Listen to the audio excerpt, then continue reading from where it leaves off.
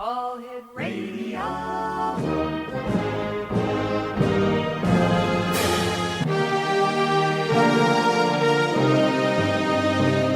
Welcome to the X Zone, a place where fact is fiction and fiction is reality. Now, here's your host, Rob McConnell.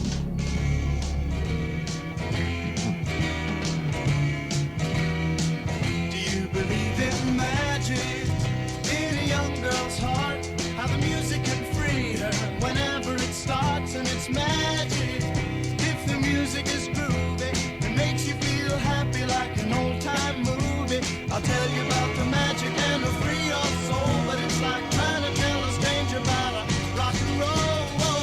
Do you believe in magic? Don't bother to choose if it's jug band music or rhythm and blues. Just go and listen. It'll start with a smile that won't wipe off your face. No matter And welcome back, everyone. This is the X Zone. I am Rob McConnell, coming to you from our broadcast center and studios in Niagara, Ontario, Canada. If you'd like to send me an email, xzone@xzoneradiotv.com, on all social media sites, Xzone Radio TV. And we're coming to you, as we do each and every night, between 10 p.m. to 2 a.m. Eastern on the Talkstar Radio Network, Mutual Broadcast Network, the X-Zone Broadcast Network, and on Simul TV. My guest this hour, X-Zone Nation, is Randolph Rogers, and he's the author of The Key of Life, A Metaphysical Investigation. And Randolph was with us a number of years ago. He was telling me during the, prior to coming on air, was 10 years ago. And why don't I just bring him on? And Randy, welcome back to the X-Zone. What have you been up to since you and I last talked 10 years ago?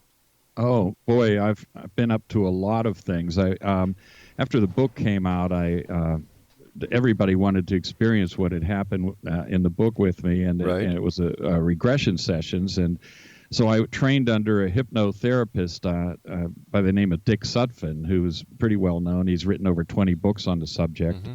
And I became a hypnotherapist. So I went on tour across the country doing a book talk and group sessions and private sessions with people. And I've collected dozens and dozens and dozens of stories from people going under their own regression sessions. Why don't you share with our listening audience the synopsis of your book, The Key of Life, A Metaphysical Investigation? Sure, I can bring you up to date on that. It was a story that came out 10 years ago, mm-hmm. and I had been experiencing these thoughts of a friend of mine that I had gone to grade school with. That her name was Kathy Lynch, and I had these feelings that she had passed away. And I hadn't seen this girl in years and years and years. I was living in Los Angeles and working in the motion picture industry. But I was having these intense dreams and thoughts about her, and it finally culminated one night with this out-of-body experience. And you got to understand, I had no knowledge of the metaphysical or any understanding of that. I was raised in a Roman Catholic family and had been an altar boy and gone to Catholic grade school, and that's where I knew Kathy from. But here I am all these years later having these thoughts and dreams about her, and now one night I find myself floating above my bed and having this talk with her where she's telling me that she's not really dead, that you don't really die, but she's in this other plane of existence, and I had to find out what happened to her. So to make a long story short, I started searching. I started looking for her, and I had called my mother and told her that these dreams were happening, and she started looking for Kathy's sister, and we knew she had a sister who was a nun down near Pittsburgh. Mm-hmm. I grew up in western Pennsylvania in Johnstown, so I'm out in Los Angeles, and I'm dealing with my mom trying to find out where Kathy is. And she finally calls me one day and tells me that she found her sister, who was the nun, and she told me she was sorry to tell us this, but Kathy had passed away from ovarian cancer. Oh, my gosh. Well, I was working on an ovarian cancer video at the time, and I could see this synchronicity happening, and that's really what my book is about, is me following the synchronicity that I started to realize was happening in my life. And always had been happening. I started looking back over my life, reviewing it, and I started to see that things weren't happening by accident, and there was no such thing as a coincidence.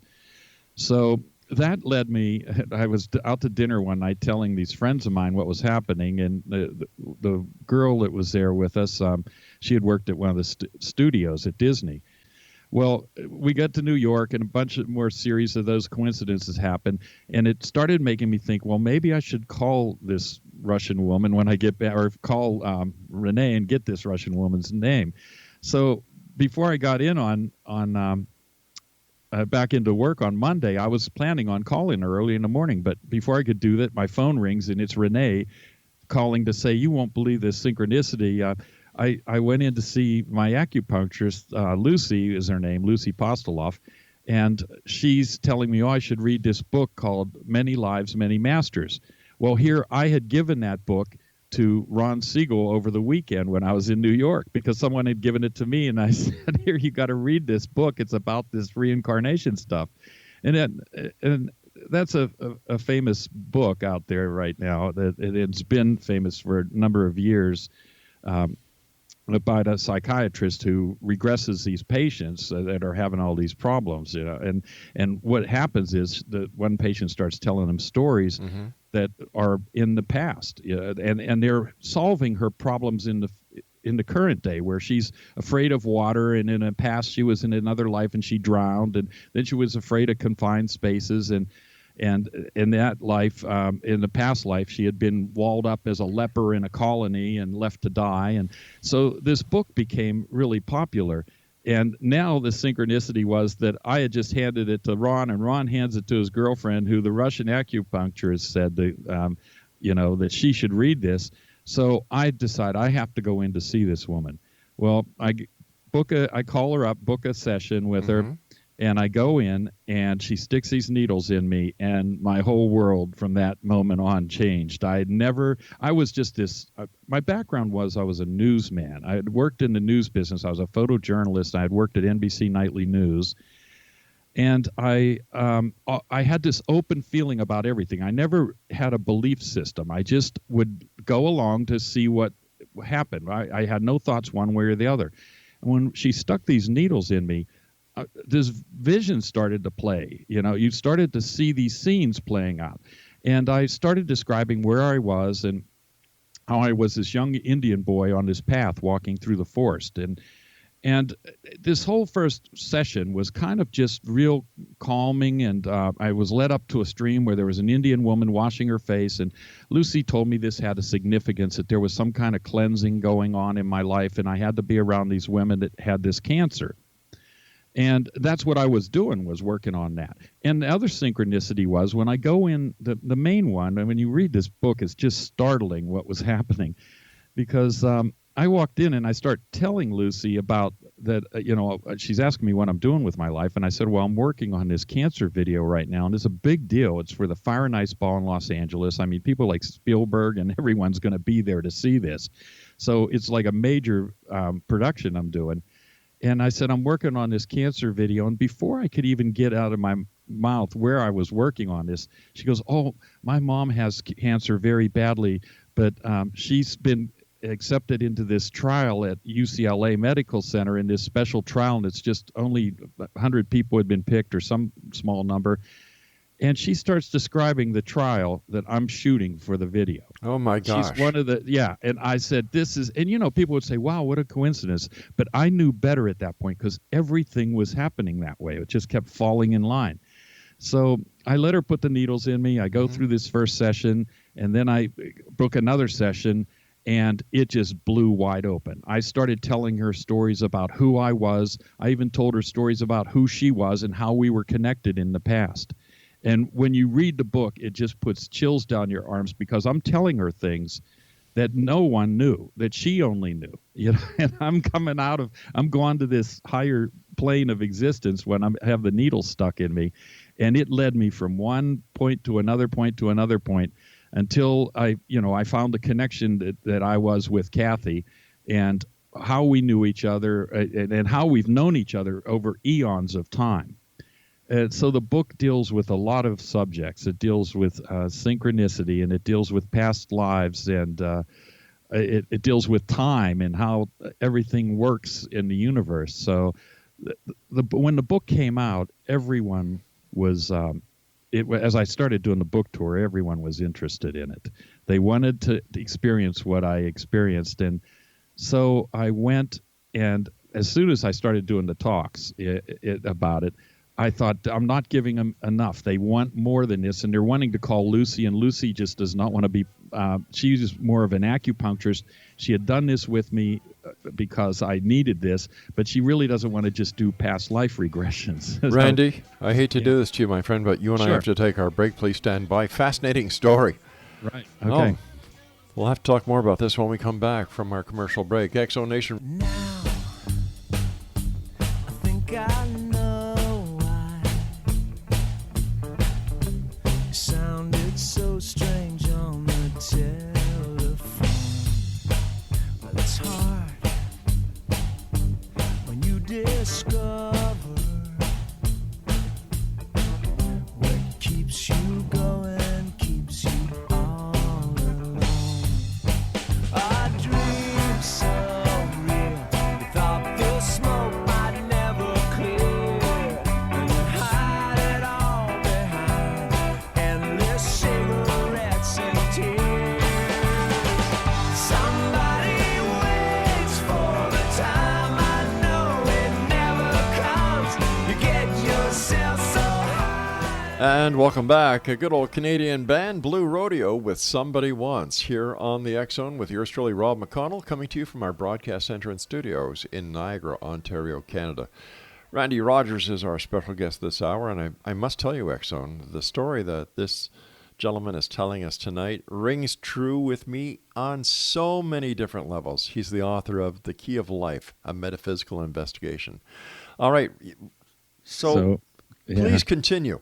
Well, we were talking about that. I was trying to give the people more of what I experienced. So I ended up finding this guy, Dick Sutphin, who had written over 20 books on the subject, and I called my publicist and said, "Hey, can you connect me up with this Dick Sutphin?" And she said, "Of course, the synchronicity. Oh, I happen to be his publicist." Oh my gosh! Now, my publicist lives in Virginia, and Dick lived out in California, and I was out there, but I had never met him, but she connected me with him, and I ended up training under him and becoming certified as a hypnotherapist.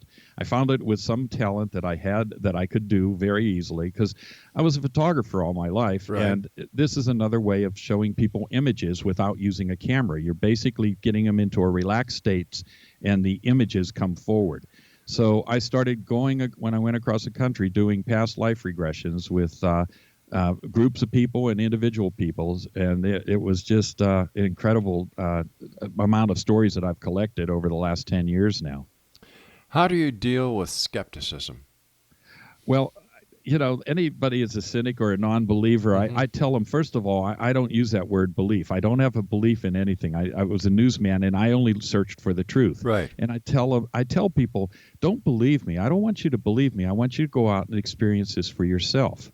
And amazingly, most people just read the book and are calling me saying, these things are starting to happen to me. And I said, no, they're not starting. They've been happening. You've just taken the blinders off, and you now can see what's happening with your life. And so the book has a big impact on them. But then when they go and actually do a session with me or come to one of my group sessions, they really, it's amazing. I've had people crying in the session, it's so emotional because you start to understand why your life is going that way, maybe what some of the fears or phobias or things that are holding you back from what you need to do or what's causing it, because it all traces back into a past life experience.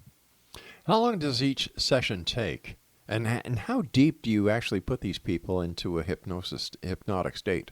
Well, it kind of depends on the person because and Dick, I never knew this, but Dick Sutphin, when I was doing the training, he told the class that I'm what they call a somnambulist. I'm someone who can go very deep under hypnosis. Mm-hmm. And there are a lot of people that can't, that you really have to work hard to get them under, but everyone can do it. Everyone goes under hypnosis at some point every day. Either when you're coming out of sleep in the morning, you're in that trance state between awake and asleep, that's hypnosis. And the same thing when you're going to sleep at night. You're not quite asleep and you're not quite awake, that's hypnosis. But it can also be while you're watching TV or reading a book or just sitting there looking at nature. You let your mind go and it's just a very relaxed state. It's not something where you're in a trance. It's just super relaxed. And because Lucy did it to me with needles in me, and you just instantly sink into this deep, deep relaxed state, and then you have access to your subconscious mind. Is it true that if a person does not want to be hypnotized, that no matter how good the hypnotist is, that the person just won't go under? Well, yeah, you can fight it. You can just not do it. You know, I mean, you can stand there and fight it. But most people that are paying to do the session definitely want to do it. So they'll, and it's all about letting go. Again, if you're going to fight it or stand there, you are not going to, it's not going to happen. But it's amazing. You can, even with people that don't know it, you can get them into a hypnotic state. You can lull them into it. And I mean, I've had difficult people, a lot of difficult people over the years where you have to really work with them to get them there. I mean, one woman I was back east doing a session with, and and normally they would take like 2 hours. And that was really, as short as I could get them. You end up needing that amount of time to get a lot of people into a relaxed state, and then also to get the story out that they're going to tell.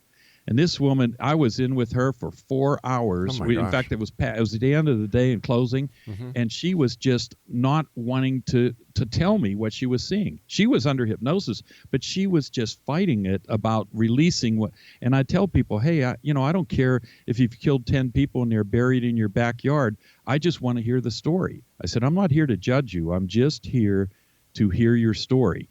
And it's going to have this really freeing, when we're done, you're going to feel really a lot better and lighter and understand why it's going on.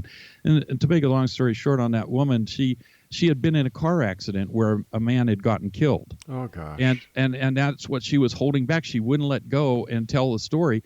And who she met, I took her up to higher self, where these souls or soul spirit guides or whatever you want to call it, your guardian angel, some people call it. There's somebody watching over you while you're playing in this role down here. And it was this guy that had been killed in the accident. And when I finally got her I said, he's there with you now, Neil. What's he saying to you? And he's saying forgiveness. That is what he was saying to her. That he didn't blame her for the car accident. It wasn't her fault either. I mean, she just felt guilty because she was part of a 3-car pileup. And I said, wow, she had a lot of work that needed to be done because this was weighing so heavily on her mind. It had hampered her entire life after that happened. I imagine it would hamper her life. Yeah. How old is the average person that seeks your services? Do you do, for example, children? Do they need you? Wow. Yeah. Well, that's I did do a child. Well, I've done a couple of kids. I've done my own son once. Really? Actually, when I took him on tour with me, he was back east, and he sat in on a session.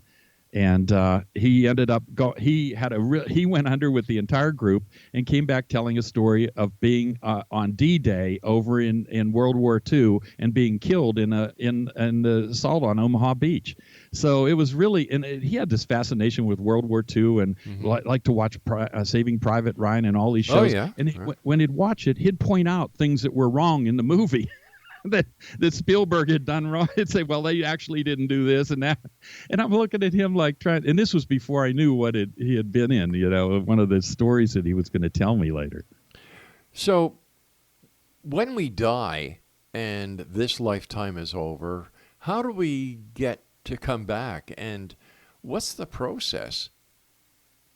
Well, it's this series of births and rebirths, and it's a very, I've done so much studying on this and stories that came out along the way. And what I've found out is that it's not even really a past life. We consider it a past life because we look at the timeline as sequential, that things happen and they move along and you can't go back to the past. You can only move along forward.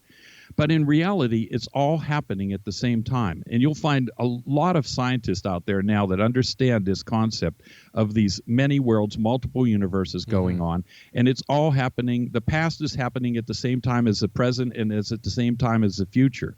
In fact, I just saw an article on it up on the internet the other day again, that this is now becoming mainstream. They're starting to understand that everything is occurring at the same time. We just immerse ourselves. Basically, we're these souls, these spirits that reside on another plane of existence. We come into this life to play a part in a play. There's no real death, or you don't die, because your soul is eternal. It doesn't. This spirit that you are, this ball of energy, this light, that's what stays the same. There's nothing you can do to harm it, and you just immerse yourself into character after character because you want to experience this. And all of these experiences are tied together with everyone else that's playing these roles. So you have this soul family that comes in and out with you. And those are the fascinating stories I've had with multiple people about why they're in it and why they're playing these roles. So this is just like a virtual reality game that we're in. Exactly. That's exactly what we're in. That's why Matrix was such a popular movie. And now it's not something sinister like Matrix, where we're all hooked up to machines and on this other universe. This is a universe where our souls come in and out, and I have countless stories to tell you about that, about how you can talk to people after they pass away. You can communicate with them.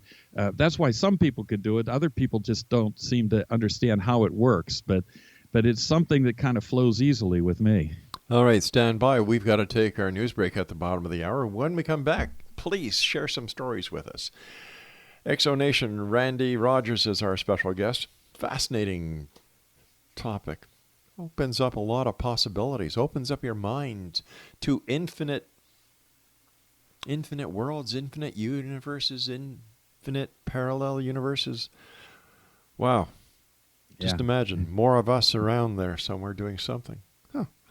We'll be back on the other side of this commercial break with the news as we continue here in the X Zone with yours truly, Rob McConnell, from our broadcast center and studios in Niagara, Ontario, Canada.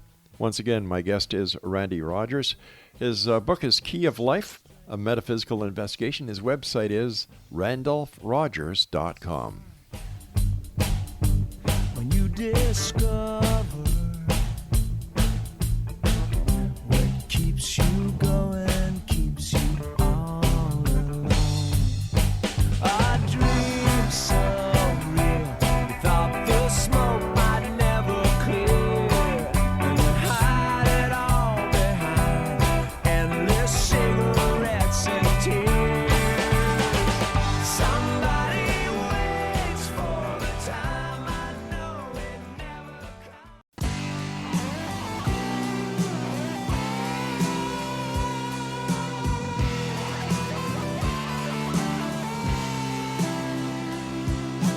Time and time again I see a love that seems strong was not meant to be.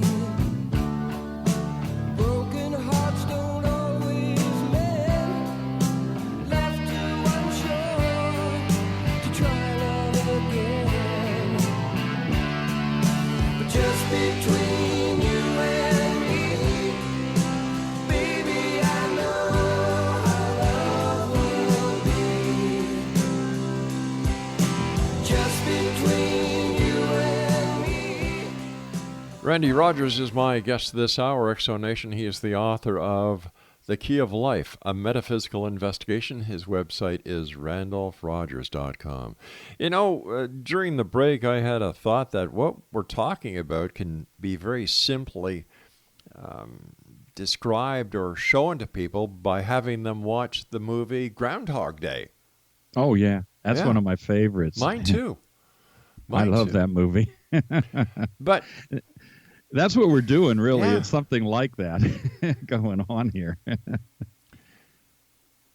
what was it like when you realized that life as you knew it doesn't exist anymore?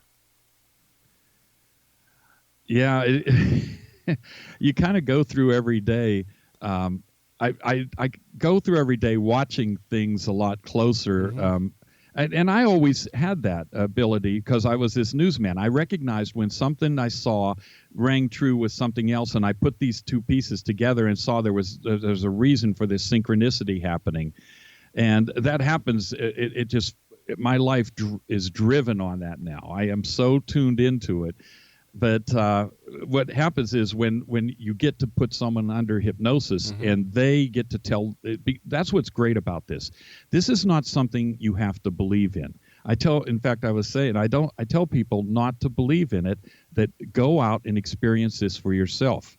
And because you can go to a psychic and a psychic will tell you things, and then you have to put that belief word, which I always feel is a bad thing, because it makes you have to rely on something that someone else told you without any backup as to it being real or not. So somebody can talk to you and say, well, I'm talking to your dead mom and she's saying this and that.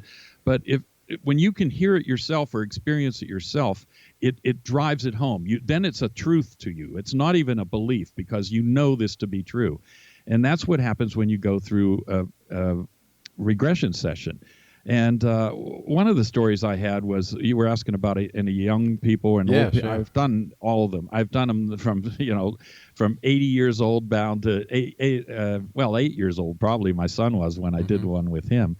But this boy lived down the street when I lived in Los Angeles. He had a brain tumor called neurofibromatosis, and it was pressing on his brain, and he had to wear these thick glasses, and he had all these problems, and he was struggling to, just to handle this going on.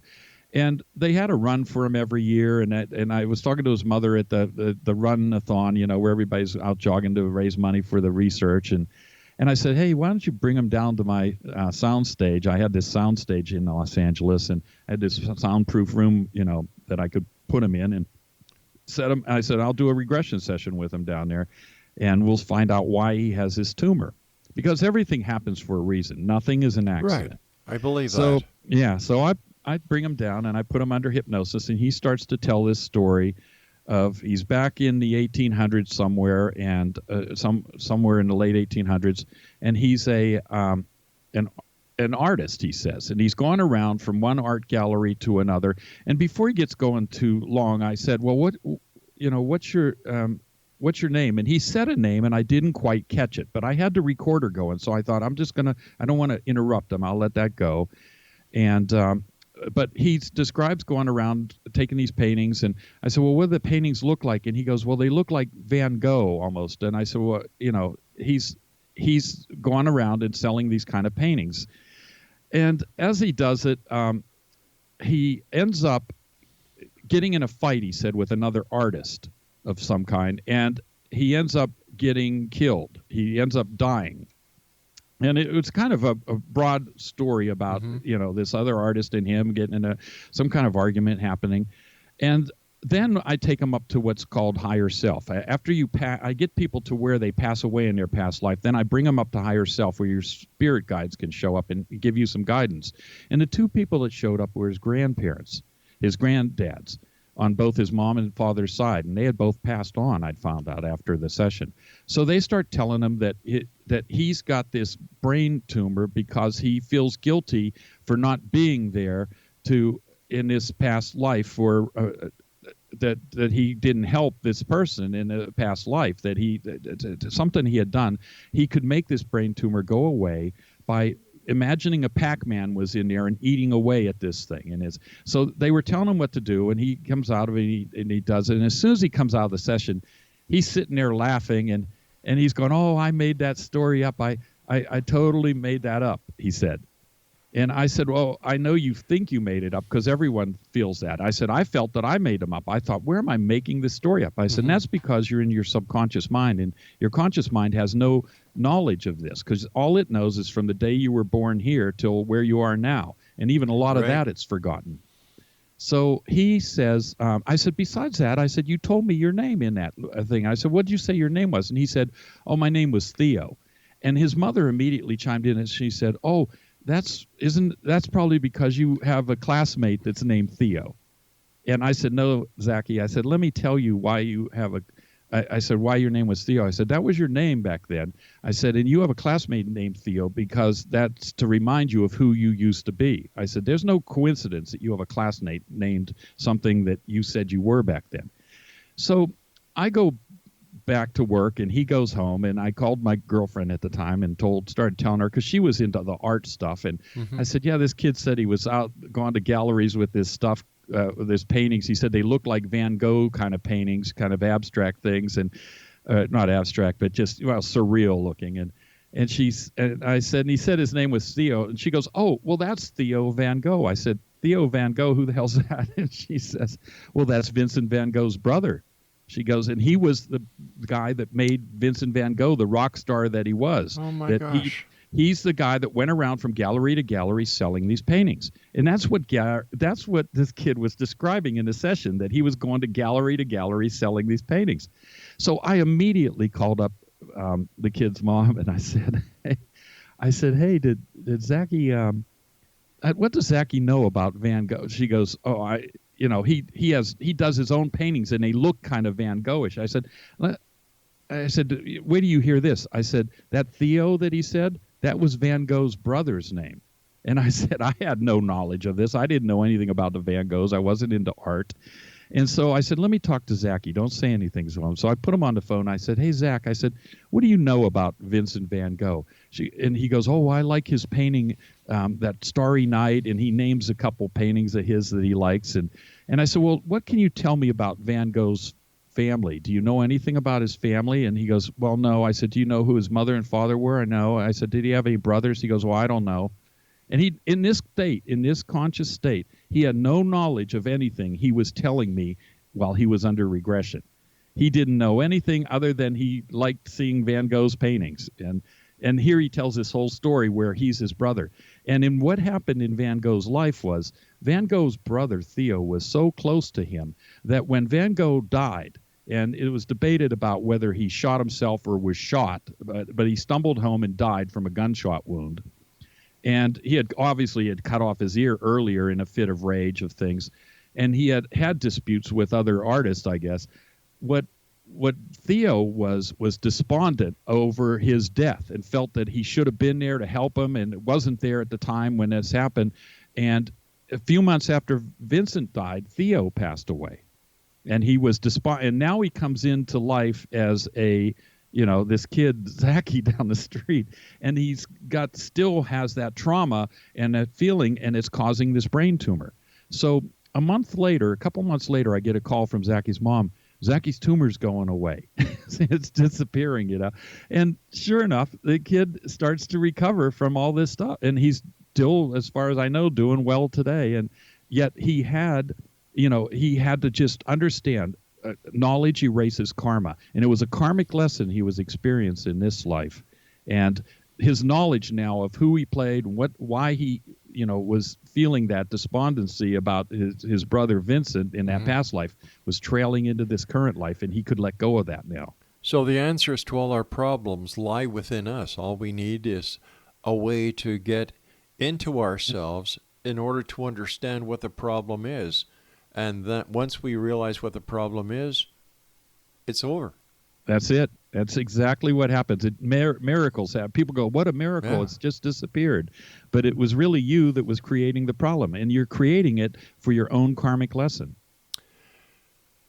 Stand by, my friend. You and I have to take our final break. Wow. All right. Exonation, our guest this hour is Randy Rogers. He is the author of The Key of Life, a metaphysical investigation. His website is randolphrogers.com. Just like to take a second or two to welcome two new people to the Exxon TV channel.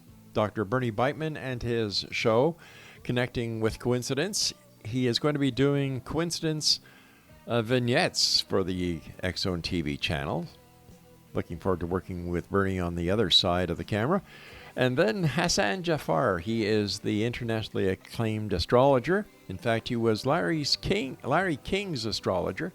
He's going to be doing astro vignettes as well on the Exxon TV channel. For more information on the Exxon TV channel, visit simultv.com and type in X-Zone. I'll be back on the other side of this break. Don't go away. Just between you and me.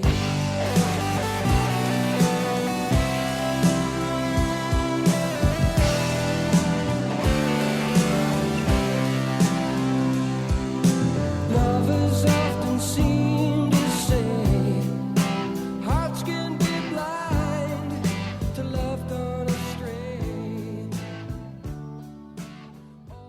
When I wake up early in the morning, lift my head, I'm still yawning. When I'm in the middle of a dream, stay in bed.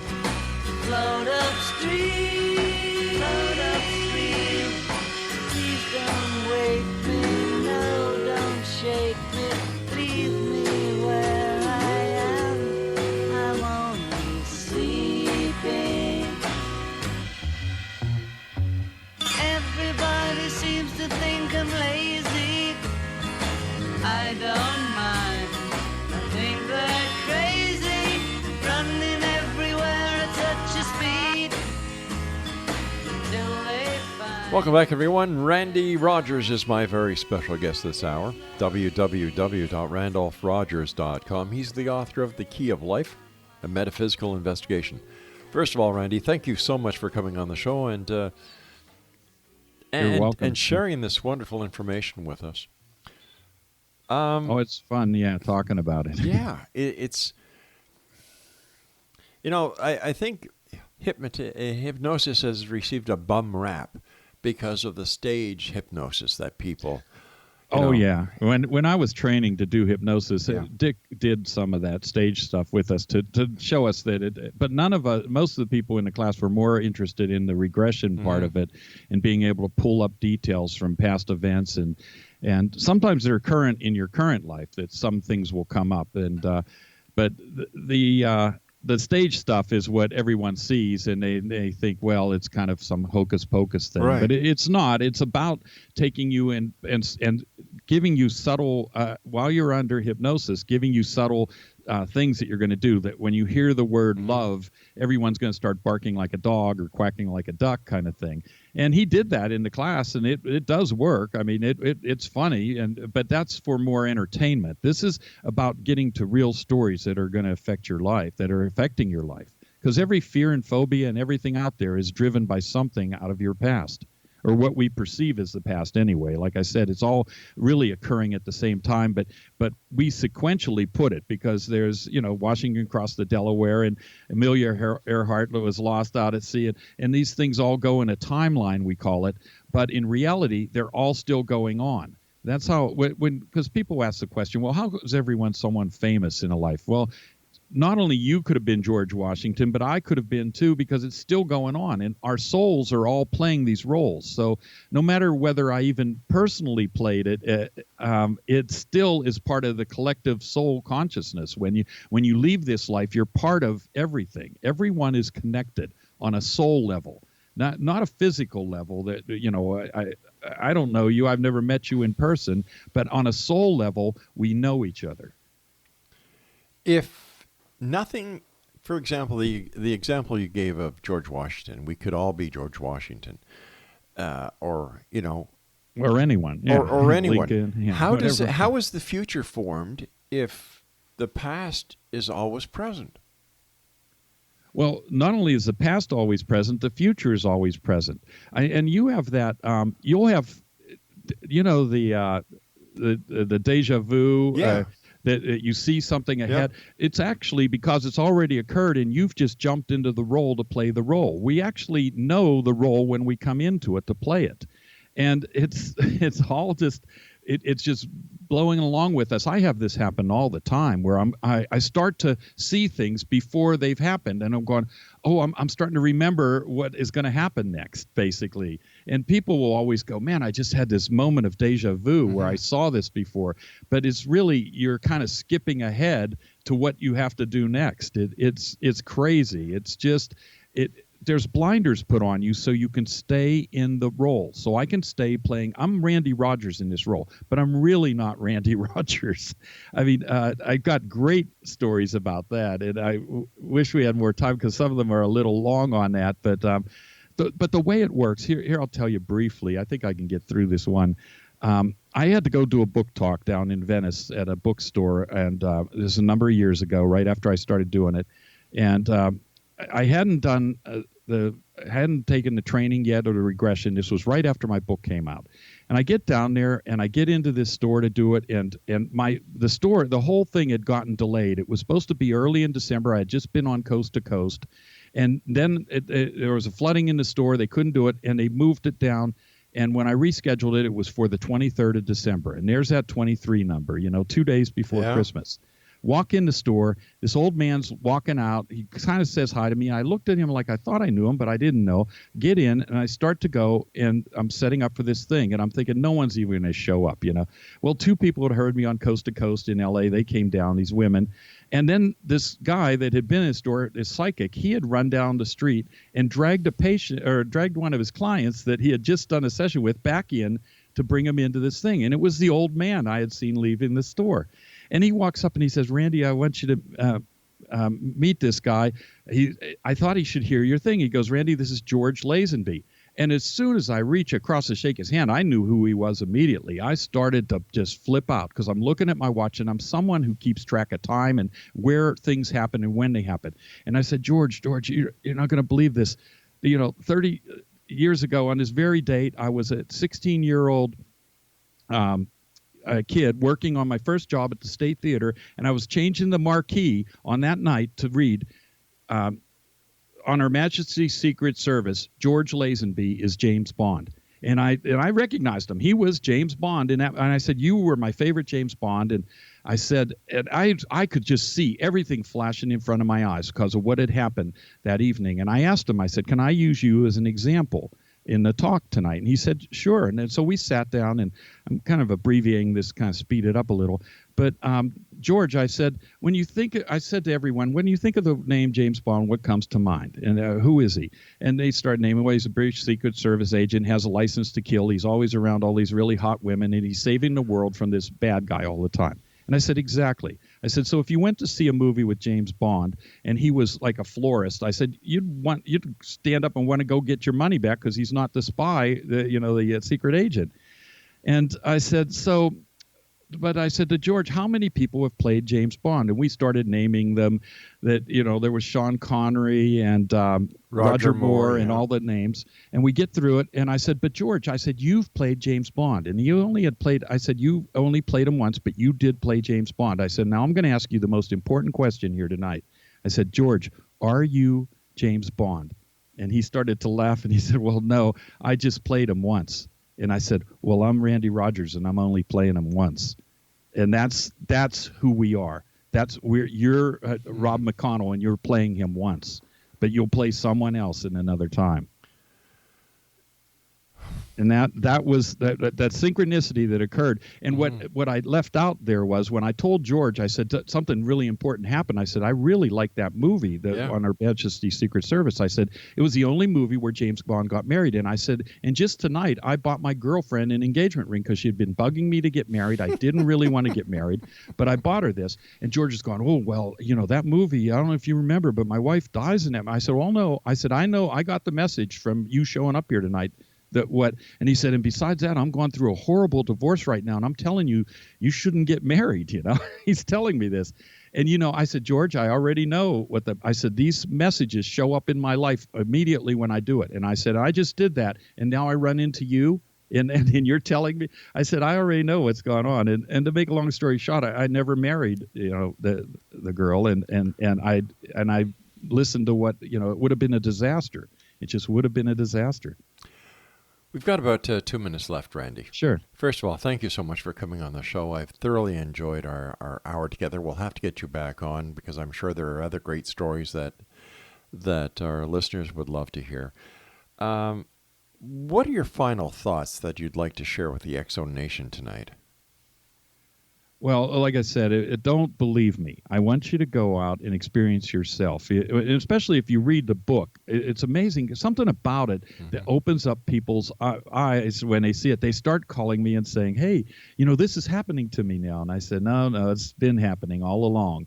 And I said, and you'll start to recognize that. You'll look back over your life and review it, and you'll realize that nothing happened by accident as you went through your life. Everything had a reason. Even things you think are bad, they always end up being to push you on the path. There are markers. It's really when synchronicities happen, these things that you go as a coincidence, they're really a marker to show you're hitting the marks on the stage. You're an actor on a stage, and you are where you are when you're supposed to be, when those synchronicities are flowing. So when that's happening, you're exactly on cue. You're doing everything right. Where can our listeners get your book? Oh, well, you can go to, my website, randolphrogers.com, and there's a link over to the book site, which it's really, the book site is thekeyoflife.net.